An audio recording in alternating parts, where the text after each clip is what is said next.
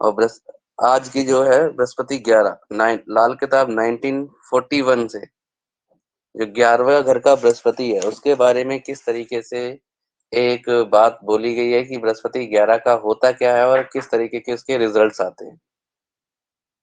तो ये देखना बहुत इंपॉर्टेंट हो जाता है।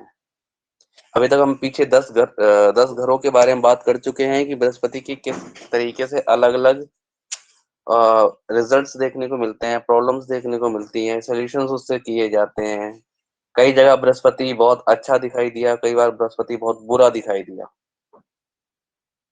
लेकिन अब 11वें घर की बृहस्पति की बात हो रही है। 11वां घर का मतलब है, अगर कुंडली में देखा जाए, काल पुरुष कुंडली के अनुसार देखा जाए तो 11वां घर लाभ स्थान माना जाता है। वैदिक ज्योतिष में इसको आय आय स्थान माना जाता है, प्रॉफिट वाला डिपार्टमेंट, यानी प्रॉफिट, लाभ। अगर हम लाभ की बात करें तो 11th हाउस की बात होगी,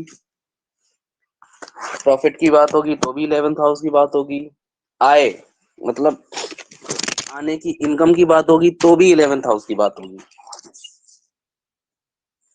तो ये 11th हाउस इतना इंपॉर्टेंट हो जाता है क्योंकि हमारा ये आय का घर है, डिपार्टमेंट है, इनकम का डिपार्टमेंट है। हमारे कमाई के सोर्स जो भी हम कमा रहे हैं वहां से जो आने वाली इनकम है उसकी मजबूती जो देखी जाएगी वो 11th हाउस से देखी जाती है। सीधी सीधी बात है।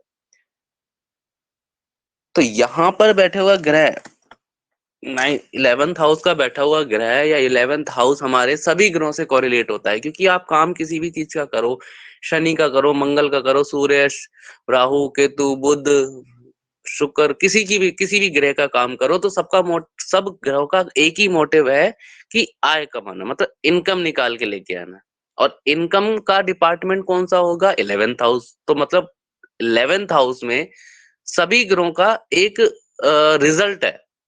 मतलब हमने शुक्र का काम किया तो उससे आने वाली income result 11th house, Shani का काम किया उससे आने वाली इनकम रिजल्ट मतलब 11th हाउस। मतलब सभी ग्रहों का ओवरऑल जो इनकम को देने वाला, मतलब जब हम इनकम की बात करें तो उसका लाभ जो देने वाला है वो 11th हाउस है। तो 11th हाउस बहुत इंपॉर्टेंट प्लेनेट माना गया, घर माना गया है। और इसमें आने वाले सभी ग्रह भी बहुत ज्यादा, जो भी प्लेनेट इसमें आके बैठता है वो कई बार बहुत ही ज्यादा इंपॉर्टेंट हो जाता है हमारी लाइफ को चलाने के लिए, क्योंकि उसी से हमें लाभ है और हानि दोनों का पता चलता है कि क्या लाभ है और क्या हानि है।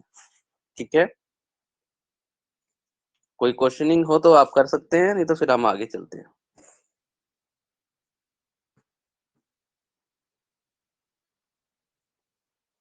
आगे चले। और ज्यादा सकते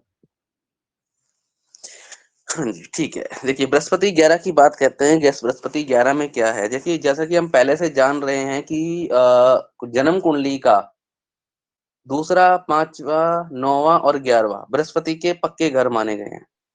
ठीक है, तो यहाँ बृहस्पति पक्के घर का होता है। पिछली बार हमने, अभी पीछे वीडियो में हमने जो क्लासेस करी है उसमें बृहस्पति 10 का हमने नीच पढ़ा है, क्योंकि वो उसके नीच का डिपार्टमेंट है। अब ये पक्के घर का डिपार्टमेंट आ गया, तो इसलिए ऊपर लिखा है बृहस्पति 11 पक्का घर, और आगे लिखा हुआ है गिलट। मतलब ये पक्के घर का है और पक्के घर का कारक है। यहाँ पर बृहस्पति अपनी ऊर्जा लेके बैठा है, अपनी खुद की ताकत बैठा है। और यहाँ पर उस बृहस्पति की ऊर्जा हमेशा बड़ी रहती है, वो कभी कमजोर नहीं माना जाता। मतलब वो पक्के घर का है, ये उसके घर का मालिक है, वो उस घर का। अब उसके रिजल्ट्स क्या होंगे उसके बारे में पढ़ते हैं कि बृहस्पति 11वें घर का है तो उसकी आशिया, उससे संबंधित चीज, उसका सिग्निफिकेटर क्या है, उनसे उसको पहचानने का तरीका क्या है, और वो किस तरीके, क्या रोल अदा करता है आपकी लाइफ में। मतलब बृहस्पति है तो वो किस तरीके का बृहस्पति है। देखिए, लाल किताब में आपको ग्रह बताए जाते हैं कि आपके ग्रह हैं, लेकिन वो किस तरीके के हैं इस पे ज्यादा जोर डाला जाता है। सूर्य है तो किस तरीके का है, मंगल है तो किस तरीके का है। तो उसी तरीके से जो फर्स्ट लाइन लिखी होती है उसकी आशिया लिखी होती है कि बृहस्पति 11 है तो किस तरीके का है। तो हम इसको पढ़ते हैं। 11वें घर में बृहस्पति के लिए लिखा है गिलट और मुलम्मा। गिलट क्या होता है और मुलम्मा क्या होता है, किसी को पता है? नहीं गुरु जी। देखो, गिलट जो होता है कि पहले के समय में जब सोने की कारीगरी होती थी और आज भी जब सोना बनाया जाता है तो उसमें एक धातु मिलाई जाती है, उसे गिलट कहते हैं। गिलट मिला के, सोना मिला के ज्वेलरी तैयार करती है, जिससे क्या है, उसकी शुद्धता कम होती चली जाती है, उसका कैरेट कम होता चला जाता है। ठीक है जी। कुछ लोग बिल्कुल तांबा भी बिल्कुल। मिलाते हैं, कुछ लोग पीतल भी मिलाते हैं, कुछ लोग रंगा भी मिला लेते हैं। लेकिन ऐसी एक गिलट धातु होती है, गिलट को भी मिलाया जाता है। तो मतलब यहाँ पर बृहस्पति जो है गिलट है, मतलब मिलावटी सोना है। मतलब वो पूरा सोने जैसा खरा नहीं है, मिलावटी सोना है, क्योंकि बृहस्पति सोने का कारक है। तो वो मिलावटी सोना है। तो मतलब बृहस्पति यहाँ पर मिलावटी रिजल्ट देता है, ना कि अपने अकेले इंडिविजुअली रिजल्ट देता है। उसका रिजल्ट दूसरे ग्रह पे निर्धारित हो जाएगा। गिलट का मतलब ये है कि इसमें किसी ना किसी ग्रह की एनर्जी मिलेगी, मतलब गिलट वाला सोना, मतलब उसके अंदर गिलट मिला हुआ है। ठीक है, तो ये बात बोली गई है। और मुलम्मा, मुलम्मा होता है जिसे हम बोलते हैं आज के समय में आर्टिफिशियल ज्वेलरी, या कोई भी ऐसी धातु जिसकी ज्वेलरी बनाकर उसके ऊपर सोने की प्लेटिंग की जाए, गोल्ड प्लेटिंग की जाए। कहते हैं ना, सोने का पानी चढ़वा दिया। तो जो सोने का पानी चढ़ा दे और ज्वेलरी अंदर से उसका जो मेटल है वो नकली हो और देखने में सोने जैसा हो, सोने का पानी चढ़ा दो, तो ये होता है मुलम्मा। तो यहाँ पर बोला गया है, इसका मतलब समझने का मतलब है कि बृहस्पति 11 घर में देखने में सोना है, बट वो सोना है या नहीं है उसके ऊपर डाउट है। मतलब 11वें घर में बृहस्पति पक्के घर का मालिक तो है, लेकिन वो अच्छा है या बुरा है उसके ऊपर डाउट है। तो ये वाली बात बोली गई। आगे बोला है किस्मत को जगाने वाला। तो यहाँ बृहस्पति बैठ के किस्मत को जगाता है। और किस्मत को जगाने के लिए बृहस्पति सिर्फ अकेला कारागर नहीं है, उसके पीछे भी कुछ एग्जाम्पल लगेंगे, कुछ रूल्स लगेंगे, उसके बाद ही बृहस्पति जागेगा। सीधी सीधी बात है। क्योंकि गिलट, मुलम्मा और ग्रह फल का बोला गया है इसमें। ग्रह फल का मतलब उसके डायरेक्ट उपाय नहीं किए जाते, मतलब बृहस्पति ग्रह फल का है तो उसके डायरेक्ट उपाय नहीं होंगे, और वो किस्मत को जगाने वाला होगा। तो ये अब ये देखना है कि वो किस्मत को किस तरीके से जगाता है। और ग्रह फल का है तो अगर बृहस्पति वहां बैठ के बुरे रिजल्ट दे रहा है तो आप उसके डायरेक्ट उपाय भी नहीं कर सकते, क्योंकि पहले बता चुके हैं कि कोई भी ग्रह ग्रह फल का है तो उसके डायरेक्ट उपाय नहीं हुआ करते। उसमें अगर डायरेक्ट उपाय करोगे तो आपको प्रॉब्लम हो जाएगी या उसके रिजल्ट्स आपको नहीं देखने को मिलेंगे।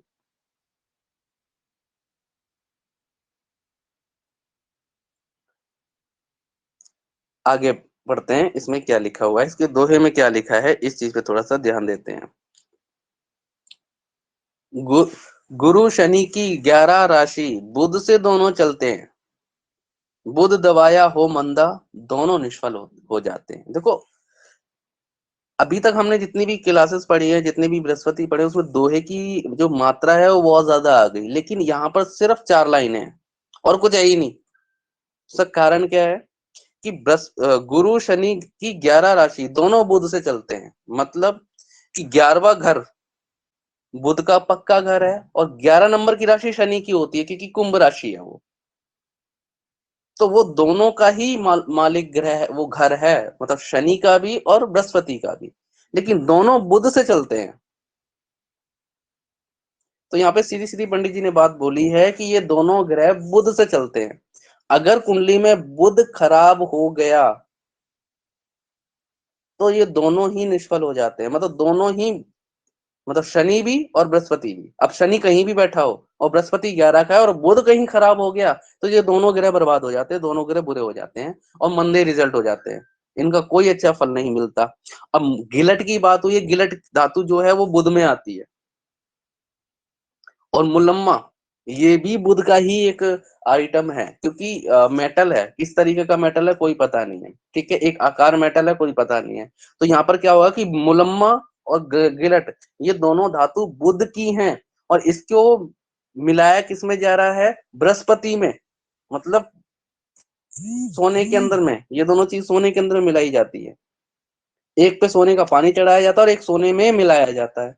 तो अब दोनों की बात क्या आ गई कि यहाँ पे बात आ गई कि बुध और बृहस्पति का या तो कॉम्बिनेशन नहीं होना चाहिए, क्योंकि वो बृहस्पति तो होगा मुलम्मा या गिलट की तरह होगा, या फिर बुध कहीं मंदा नहीं होना चाहिए, वरना ये दोनों निष्फल हो जाएंगे। अगर ये वाला कंसर्न नहीं है तो ये किस्मत को जगाने वाला बनेगा। अगर नहीं है अगर ये कॉम्बिनेशन है तो ये दोनों तरफ से बर्बाद हो जाएगा और किस्मत का कोई भी रिजल्ट इसको नहीं मिलेगा। इसमें एक बात और बोली गई है कि बृहस्पति अगर 11 का होगा तो जब भी हम कोई ग्रह की बात घर की बात पढ़ते हैं तो उसके साथ उसके सामने वाला जो 7वां घर होता है वो बड़ा इंपॉर्टेंट होता है, उसकी बात हमें करनी पड़ेगी। तो जन्म कुंडली में 11वें घर का जो बृहस्पति है उसका जो 7वां घर है वो घर नंबर 5 है, और 5वें घर का मालिक हो गया सूर्य, और बृहस्पति पिता है और सूर्य भी पिता है। तो लाल किताब में सबसे स्पेशल चीज ये है कि कभी कभी बृहस्पति को पिता भी बोला गया है और सूर्य को भी पिता बोला गया है, और बृहस्पति को मेजर टाइम पे बुजुर्गों के लिए यूज किया जाता है कि आपके बुजुर्ग जितने हैं वो बृहस्पति बनते हैं। अब उसमें पिता भी इंक्लूडेड हो जाते हैं, इसलिए पिता बृहस्पति को बोला गया है। और सूर्य तो पर्सनल पिता है ही है कि वो तो प्रथा का कारक ही है। तो ये चीज है कि कोई व्यक्ति बोलता है कि क्या मैं अच्छा पिता बन पाऊंगा या मेरे पिता बनने के सुख कब है, तो हम बृहस्पति को तब हम सूर्य को देखते हैं, भाई तू पिता कब बनेगा, या तेरे जीवन में ऐसे ऐसा वक्त कब आएगा तेरे को पापा कहने वाला या पिता कहने वाला कोई पर्सन तेरे जीवन में आए। और अगर कोई कहता है कि कोई बच्चा आता है कि मेरे उसकी कुंडली देखते हैं तो हम उसका बृहस्पति देखते हैं कि तेरे पिता के साथ कंडीशन तेरी कैसी है। तो यहाँ ये दो तरीके के पिता की बात हो गई है।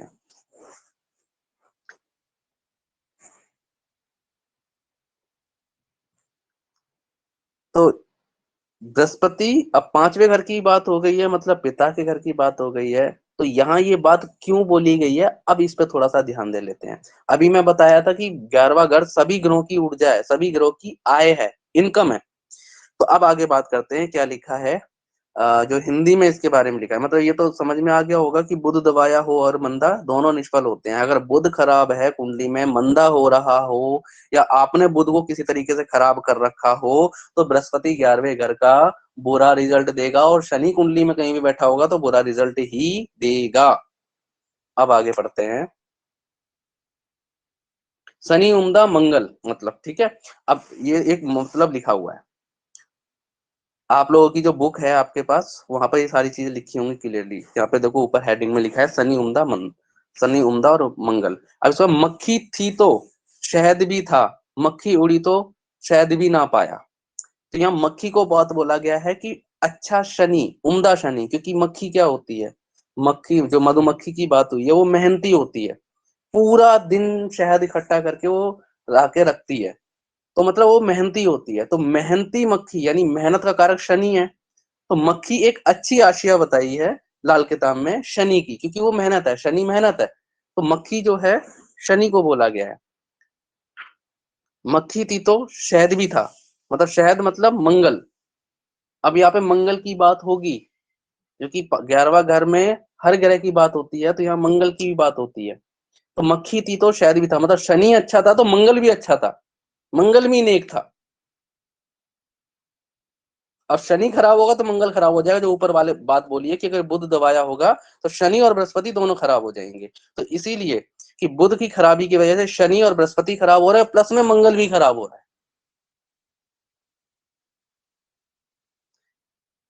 मक्खी उड़ी तो शहद भी ना पाया,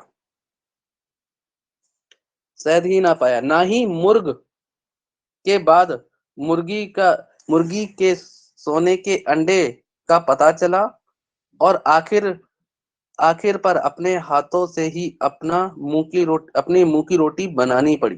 ये बात वहां पे बोली गई है। तो मुर्ग की बात होती है, हमने पहले ही पढ़ा था कि बृहस्पति खाना नंबर 6 में हमने मुर्गे की बात बोली कि मुर्गा आशिया है। तो यहाँ पर भी बृहस्पति को मुर्गे की मतलब मुर्गा वर्ड जो बोला गया है वो यहाँ पे बृहस्पति बोलना चाह रहे हैं कि जो कि ना ही बृहस्पति रहा, अगर बृहस्पति भी खराब रहा तो उसके बाद क्या है कि बृहस्पति के बाद मुर्गी के सोने के अंडे का पता ना चला, और आखिरी पर अपने हाथों से ही अपने मुंह की रोटी बनानी पड़ी। तो यहाँ पर ये बोला है कि जब भी बृहस्पति ग्रह क्या खराब होगा तो उसके बुजुर्गों के या उसके बुजुर्ग ना रहें, जैसे उसके पिता ना रहें, दादाजी के पूरे सुख ना रहें, तो इनके पास उनके जो संपत्ति है या उनका जो गोल्ड है वो इनके पास कभी नहीं आता।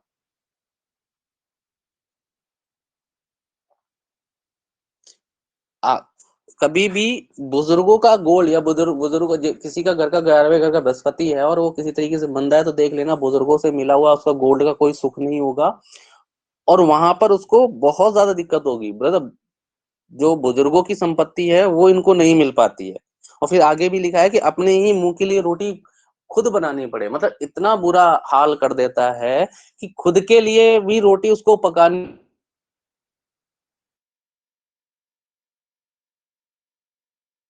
को भी खराब बता दिया एक तरीके से। एक शुक्र भी खराब हो जाएगा, फिर अकेली जिंदगी कष्टकारी बनानी पड़ेगी। अकेली जिंदगी कैसी, खुद बनाना खुद खाना। तो ये वाली बात यहाँ पर बोली गई है। तो बृहस्पति की ये वाली खराबी की बात बोली है कि खुद की मुंह के लिए रोटी बनानी पड़ेगी। तो यहाँ पे शुक्र को भी खराब बोला गया है। आगे लिखा है पिता की हिजरी से पिता की हाजिरी से सांप ने भी सजदा किया और सबका ही साया बढ़ा, मगर ज्यों ही कि बृहस्पति का साया या हवा पीछे हटा, मर्द की माया साधु गुरु राज या दरख्त का साया उसके साथ ही उठ गया मालूम हुआ और फिर वही मच्छर सताने लगे। तो यहाँ ये थोड़ा सा आपको लग रहा है कॉम्प्लिकेटेड चीज है, लेकिन मैं इसको पूरी तरीके से डिटेल में समझा रहा हूँ, समझने की कोशिश करना। कि जब भी बृहस्पति 11 बजे 11 वाले का होगा, यहाँ पे बोला पिता की हाजिरी से सांप ने भी सजदा किया, मतलब जब तक उसके पिता जीवित रहेंगे। तो यहाँ पे बोला सांप ने भी हाजिर किया, तो जितने भी बाहर के चालाक लोग होते हैं, बुद्धिमान लोग होते हैं, जो चालाकी से पैसा कमाते हैं या अपनी बुद्धि से यदि किसी का बुरा करने वाले होते हैं या लूट मार करने वाले व्यक्ति होते हैं, मतलब जहर देने वाले व्यक्ति जो होते हैं, जहर का मतलब ये होता है चालाक व्यक्ति, चतुराई वाला, जो आपको जो लोगों को चालाकी से लूटता है या किसी के उसकी चालाकी के सामने किसी का साथ नहीं चलता। तो यहाँ पे इस वाली बात हो रही है, तो उन लोगों ने भी सजदा किया, तो मतलब ऐसे लोग भी इनके पास आके इनके साथ चालाकी नहीं करते हैं, ये बात बोली है। अगर अब यहाँ पर सीधे सीधी बात है कि जब तक उसका पिता जीवित रहेगा तब तक उसके बृहस्पति अच्छा रिजल्ट देगा, ये कहना चाहते हैं ये। यहाँ पे सूर्य की बात आ गई ना, 5वें घर की, कि 5वें घर पिता का कारक है। तो 11वें घर के बृहस्पति का जब तक 11वें घर के बृहस्पति वाले का जब तक पिताजी जीवित रहेंगे तब तक उसकी जिंदगी में बाहर के जितने भी तेज तर्रार लोग हैं वो भी इसके सामने सजदा करेंगे, वो भी इसको सर झुकाएंगे, वो भी इसका सपोर्ट करेंगे। ये वाली बात बोली है, सजदा किया और सब ही साया बढ़ता, और सबका ही साया बढ़ा। सबका ही साया मतलब सबका ही साया बढ़ा, तो रुपया पैसा शोहरत नाम ये सब बढ़ते चलता है, ये सब बढ़ने लग जाता है, ये सारी चीज बढ़ती चली जाती है। मगर ज्यों ही बृहस्पति का सांस या हवा पीछे हटा, मतलब बृहस्पति का सांस मतलब आपके पिताजी, आपके दादाजी, जो आपके बुजुर्ग हैं, जो मेल फैक्टर है, मतलब जितने भी घर के जो बुजुर्ग हैं, मेल फैक्टर जिसे बोला गया, यहाँ फीमेल की बात नहीं हो रही, यहाँ माता की बात नहीं हो रही, दादी की बात नहीं हो रही, यहाँ दादा की बात हो रही है, पिता की बात हो रही है। ठीक है, कि जब इनके पिता एक्सपायर हो जाते हैं या इनका पिता इनसे अलग हो जाते हैं, तब इनके जीवन में बहुत ही बुरी जिंदगी शुरू होती है बृहस्पति वाले 11 वालों की। कि इनके अगर पिता अलग हो जाएं, इनके दादाजी अलग हो जाएं, या ये दुनिया छोड़ के चले जाएं, या किसी कारणवश ये अलग हो जाएं, तो इनके जिंदगी में बहुत बुरा होता है। यहाँ पे दो चीज और है, लाल किताब 42 में एक बात बोली है कि बृहस्पति, और यहाँ पे एक चीज है कि बेसिकली बुध और बृहस्पति का कॉम्बिनेशन पिता के संबंध के लिए कभी अच्छा नहीं कहा गया है। जिनके बुध और बृहस्पति का कॉम्बिनेशन एक साथ होगा उसके पिता के साथ 100% उसकी बात नहीं बनेगी, या तो वो अलग रह रहे होंगे या समय से पहले उनका देहांत हो गया होगा। अक्सर ज्यादातर ये देखा गया है। तो एक तो यहाँ पे बात हो गई है बुध की, तो बुध की बात चल ही रही है क्योंकि बुध से ही वो मंदा होता है। देन सेकंड ऑप्शन कि अगर बृहस्पति 11 वाले को, ये लाल किताब 41 की 51 में लिखा है और ज्यादा डिटेलिंग में, कि अगर बृहस्पति अगर 11 का है और आपके किसी बुजुर्ग को किसी दूसरे का कफन मिल जाए, तो बृहस्पति की बुरे ही कंडीशन शुरू हो जाएगी, जिसे बहुत ज्यादा बुरा माना जाता है। कफन की बात करी जाए, बुजुर्ग दूसरे का कफन, कि कहीं दूसरी जगह पे उसकी मृत्यु हो गई और वहां से डेड बॉडी आ रही है आपके पास और वहां से कोई कपड़ा डाल के लेके आ रहा है कोई व्यक्ति, इसे कहा जाता है दूसरा कफन। तो यहाँ पे ये वाली बात वाली बोली जाती है। तो जब वही यहाँ पे, क्योंकि यहाँ पे बुजुर्गों को बहुत ज्यादा महत्व दिया गया है कि आपके घर में बुजुर्ग रहेंगे तो जीवन में सुख रहेगा, सीधी सीधी बात बोली है। पिता का जितना सपोर्ट करोगे, पिता का जितना साथ लोगे, पिता के आदर्शों पे चलोगे, पिता से सब में काम करोगे, ऐसे लोगों के तो जो बिजनेस व्यापार करते हैं लोग, अपनी गद्दी पे लाके अपने पिता को दिन में बस खाली बिठा दे, बिजनेस यूं चलता है इनका। पिता चाहे भले ही कुछ ना करे, और अगर ये पिता से लड़ाई करेंगे तो बिजनेस 2 दिन में डूब जाएगा। जो आगे लिखा है कि बृहस्पति की सांस या हवा पीछे हटा, मर्द की माया, मतलब शुक्र, मर्द की माया, मर्द की माया क्या होती है? तो और आदमी है उसकी माया क्या है? माया मतलब शुक्र, मतलब शुक्र क्या है? औरत, मतलब मर्द की माया, शुक्र भी पीछे हटा, मतलब पत्नी से भी संबंध खराब हुए। साधु, साधु का मतलब है ब्लेसिंग्स, आशीर्वाद, वो आशीर्वाद भी आपके जीवन से खत्म हो जाएगा। गुरु, गुरु मतलब ज्ञान, आपको दिए हुए उद्देश्य, वो भी आप वो भी आपके काम नहीं आएगा, वो भी अब खराब हो जाएगा। राजा का, राजा, राजा मतलब राज दरबार, नौकरीशाही, जो बिजनेस नौकरी करते हैं व्यक्ति, जो बॉस होते हैं, उनसे भी स्थिति खराब हो जाएगी। कब हो जाएगी? जब आपके पिताजी जब बृहस्पति 11 वाले के पिताजी एक्सपायर हो जाए, या उनसे दूर हो जाए, या उनसे अलग हो जाए, वो किसी भी तरीके से, या फिर बुध के साथ बृहस्पति का कॉम्बिनेशन हो जाए उस तरीके से, या फिर आ, किसी व्यक्ति के बुजुर्ग कहीं दूसरी जगह पे एक्सपायर हो रहे हैं, उनको किसी दूसरे का कफन मिल जाए, तो ये बुरे रिजल्ट्स आने लग जाते हैं। तो ये वाली बात बोली गई है। आगे बोला है राजा, या दरख्त का साया उसके साथ ही उठ गया, मालूम हुआ और फिर भी मच्छर सताने लगे। मतलब दरख्त का साया, दरख्त क्या होता है? पेड़ की बात बोली जाती है, दरख्त को हम पेड़ बोलते हैं, पेड़ दरख्त बोलते हैं। तो पेड़ क्या होता है? बुध। तो मतलब अब यहाँ बुद्ध का भी साया नहीं रहेगा, बुद्ध की बुद्धि भी नहीं रहेगी, बुद्ध की सोच भी नहीं रहेगी, वो छाया भी नहीं रहेगी जिसके नीचे आप बैठ सको। मतलब जीवन में कोई भी सपोर्टर नहीं रहेगा, ये वाली बात यहाँ पर बोली गई है। और यहाँ पे बोला गया कि दरख्त का साया भी ना रहा, उसके साथ भी मालूम हुआ कि उसके साथ ही उठ गया, मालूम हुआ तो फिर वही मच्छर सताने लगे। अब अगर ये सारी कंडीशन अप्लीकेबल होने लग जाती है तो वही मच्छर सताने लगे, कि मतलब जिस व्यक्ति की एक मच्छर बराबर भी वैल्यू नहीं है, वो भी इनकी बैंड बजा के जाता है, वो भी इनकी हालत खराब करके चला जाता है। जी हाँ, इस तरीके की बात को बताया गया है कि बृहस्पति 11 वाले का पिताजी अगर एक्सपायर होते हैं, पिताजी से संबंध खराब कर लेता है, या पिताजी के साथ कहे अनुसार नहीं चलता है, तो उसकी जिंदगी में कुछ भी चीजें सपोर्ट नहीं करती। ज्यादातर देखना, जिनकी कुंडली में बृहस्पति 11 का होगा, उनके पिताजी के जाने के बाद उनके जीवन में कितनी सारी परेशानियां शुरू हुई होंगी।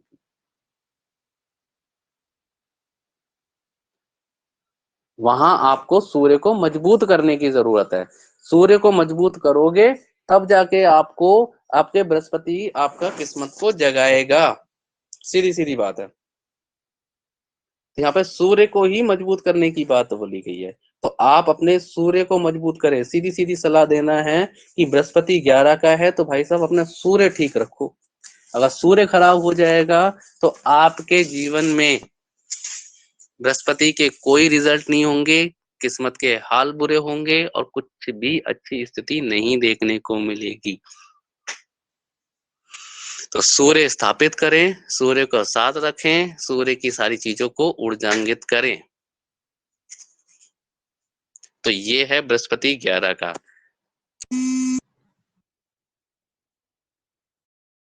कंफ्यूजन है, कुछ समझना चाहते हैं, क्वेश्चन है तो बता दीजिए। बाकी बृहस्पति 11 के लिए जो भी बातें बोली गई हैं, इसको आप दोबारा पढ़ो, समझो, और सीधे सीधे ये डिपेंड हो रहा है पिताजी पे और बुजुर्गों पे। बुजुर्ग हैं, पिताजी हैं, तो बृहस्पति किस्मत को जगाएगा। बृहस्पति का संबंध बुध से, केतु बुध से हो जाए या शुक्र से हो जाए किसी तरीके से, यानी बुध पूरी तरीके से मंदा हो जाए, या जिसके बृहस्पति 11 में बैठा है तो वो अपने घर के बीचों बीच सीढ़ियां बना लेता है, तो ये बृहस्पति बुरे रिजल्ट देने लग जाएगा, क्योंकि यहाँ पे बुध मंदा हो जाता है। या घर के अंदर वो ऊन निवाड़ के गोले लपेट के रखता है, या पीतल के बर्तनों को उल्टा करके रखता है, घर में सीप, शंख, कौड़ी, घंटियां मंदिर में रखता है, तो ये बुध मंदा होके रिजल्ट देने लग जाता है, तो बृहस्पति किस्मत को नहीं जगाएगा, बृहस्पति के बुरे हालात देखने को मिलेंगे। तो ठीक है, समझे आप?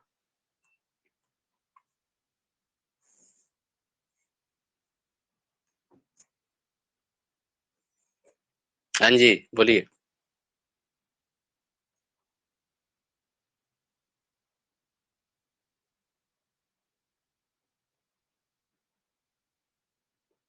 चलिए, कोई हाँ बात नहीं। जय गुरु जी। जी, जी, जी। क्लियर है सारा? हाँ जी गुरु जी। हाँ, तो इसको पढ़िए, क्लियर करिए।